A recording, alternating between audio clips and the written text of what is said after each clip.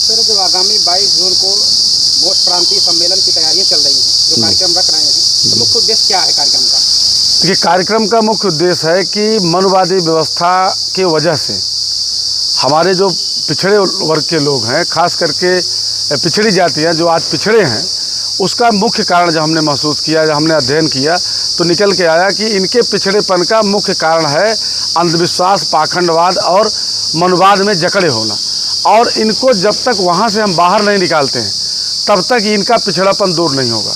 और इसी उद्देश्य से कि हमको अम्बेडकरवादी रास्ता पे ले जाने के लिए, अपने लोगों को सही दिशा देने के लिए, चूँकि उसी कम्युनिटी से मैं भी बिलोंग करता हूँ, और जिस कम्युनिटी से, जिस समुदाय से व्यक्ति बिलोंग करता है, उसकी नैतिक जिम्मेदारी होती है कि उस समुदाय को वो जो है सही दिशा दे, सही दिशा में उसको आगे बढ़ने का अवसर प्रदान करे, सही लाइन उसको दे। चूँकि मैं इंटर कॉलेज में टीचर हूँ, और टीचर होने के साथ साथ हमारी सामाजिक जिम्मेदारी है, नैतिक जिम्मेदारी है कि समाज को हम सही दिशा दें। और उसी उद्देश्य से हम लोग जब कोई बात कहते हैं, तो अभी हम छोटी छोटी मीटिंगें करते हैं। आप लोग भी कई मीटिंगों को हमारे कवर भी किए हैं, छोटी छोटी मीटिंगों में करके।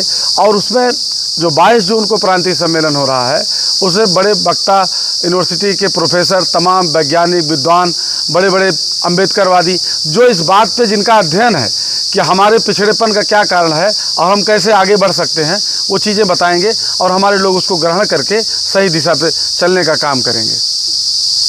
आज का जो उद्देश्य रहा मेन प्रेस वार्ता कर लो, आप समाज में क्या पहुंचाना चाहते हैं अपनी? हम ये बताना चाहते हैं समाज को, आप लोगों के माध्यम से, कि जो 22 जून का प्रांतीय सम्मेलन हो रहा है, इसमें वो लोग आएँ और हम क्या देना चाहते हैं, क्या बताना चाहते हैं। हमारे लोगों ने जिसने जो बता दिया, यहाँ चले जाओ, वहाँ चले जाओ, वहाँ देवथान चले जाओ, वहाँ मठ पे चले जाओ, तो वहाँ जो है तीर्थ चले जाओ, व्रत करने चले जाओ, तमाम जिन लोगों ने जो बताया, हमारे लोगों ने वो किया अपने को बेहतर करने के लिए। तो हम आप लोगों के माध्यम से बताना चाहते हैं कि हम उनके बेहतर के लिए ये करना चाहते हैं, क्या हमारा उद्देश्य है कि वो सही दिशा, उनको बच्चे इनके पढ़ाई में एकदम सबसे निचले पायदान पे हैं, और उन सब का कारण जो है, मतलब सबसे बड़ा कारण जो है अंधविश्वास, भाग्यवाद और मनवादी व्यवस्था में जकड़े होना। हमारे बच्चे जो है भाग्यवादी होने के नाते वो संघर्ष करते ही नहीं। उनको शुरुआत में ही बता दिया जाता है भाग्य में होगा तो आप विद्या आएगी, भाग्य में होगा तो नौकरी मिलेगी, भाग्य में होगा शादी होगी। भाग के चक्कर में हम अपने बच्चों के संघर्ष को, बल को जीरो कर देते हैं, और बाद में हम लोग शिकायत करते हैं कि भाई हमारा बच्चा पढ़ने में कमज़ोर है। जबकि बच्चा पढ़ने में कमज़ोर इसलिए है कि उसको आपने भाग्यवादी बनाया। तो दोषी तो हम हमारे गार्जियन हैं, और मैं गार्जियन को भी दोषी नहीं मानता। दोषी हम जैसे पढ़े लिखे लोग हैं, जो इस समुदाय में पैदा हुए हैं। अपने समुदाय के लिए जो है सही क्या है, गलत क्या है, उसको बताना चाहिए, और सही दिशा दे करके सही दिशा में जो है कम्युनिटी को जो है आगे बढ़ने के लिए प्रेरित करना चाहिए। सर, जैसे आपने मनुवाद की बात किया जी, तो समाज में उठ रही हर समस्याओं के पीछे कहीं न कहीं मनुवाद की चर्चा होती है। तो मनुवाद जैसे पेड़ की सिंचाई कौन कर रहा है? नहीं, मनुवाद हमारे ना समझ लो, जैसे हमको पढ़ने लिखने का अधिकार नहीं था हमारे लोगों को, तो जब पढ़ने लिखने का अधिकार नहीं था, हमारे ऊपर एक बैन था, आप जान रहे हैं इस बात को, और उनके ऊपर बता दिया कि आपको सेवा करने का काम है, तो आपको ये करने का काम है, आप ये करेंगे, तमाम उनके कार्य बांट दिए गए। लेकिन जब से संवैधानिक व्यवस्था लागू हुई देश भारत के अंदर, बाबा साहब का संविधान लागू हुआ, चूँकि समाज में 2-2.5 साल पहले से वो व्यवस्था चली आ रही है, तो आज भी समाज, जैसे बाबा साहब ने संविधान में लिख दिया आर्टिकल 14 में बराबर विधि के समक्ष बराबर है, आर्टिकल 15 में लिख दिया कि धर्म, लिंग, जात, निवास के आधार पर कोई भेदभाव नहीं किया जाएगा। लेकिन समाज में आज भी, आप समाज में जाइए, छोटे से बच्चे से पूछिए सबसे ऊंच जात कौन है, तो बच्चा आपको बता देगा सबसे ऊंच जात फला है।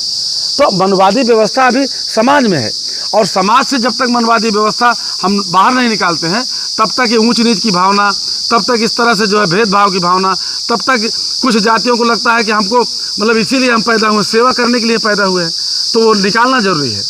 मनुवाद की कुरीतियों जैसी बातें समाज के अंदर बहुत तेजी से फैली हुई है जी। लेकिन बाबा साहब की जो बातें, सकारात्मक जो विचार है, संवैधानिक बातें हैं, वो संवैधानिक बातें समाज के अंदर अपना अस्तित्व जड़ क्यों नहीं पकड़ पा रही? हाँ, उसका बहुत सही सवाल आपका है। वो इसलिए, देखिए, बाबा साहब ने संविधान लिखा और संविधान में सब व्यवस्थाएं की, लेकिन जो सरकारें हमारी आई, अभी तक की जो सरकारें आ रही हैं, वो कहीं न कहीं से मनुवाद को ज़्यादा प्रश्रय दे रही हैं। और जब तक देश का हुक्मरान, देश का शासक, जब तक उसके वो ईमानदारी से संविधान को लागू नहीं करना चाहेगा, जब तक वो मनवाद से झगड़ा रहेगा, मनवादी, आज भी आप देख रहे हैं कि तमाम ऐसी चीज़ें हो रही हैं कि वहाँ जबकि देश धर्मनिरपेक्ष आप लोग सबको पता है, लेकिन धार्मिक अनुष्ठान किए जाते हैं।